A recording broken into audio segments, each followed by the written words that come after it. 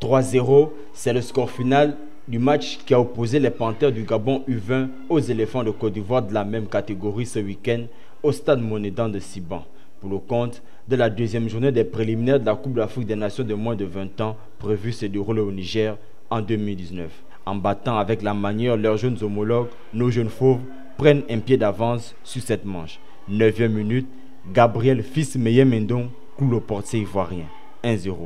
7 minutes plus tard, Alain Miogo double la mise et rassure la confiance du 12e homme.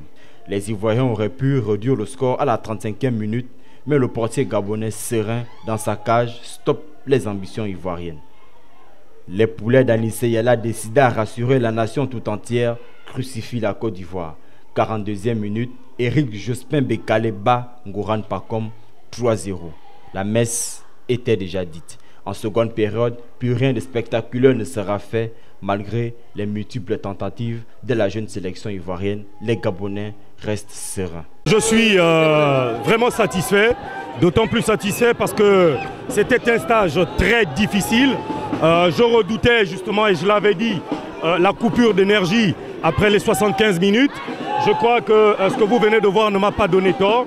On espère tout simplement que les choses vont être améliorées parce que le match retour pour la qualification sera bien plus difficile que ce que nous venons d'avoir comme cet après-midi. Je disais, ce n'est pas la nourriture qu'ils auraient consommée la veille ou le jour du match qu'ils utilisent comme énergie. C'est ce qu'ils ont consommé 4-5 jours avant.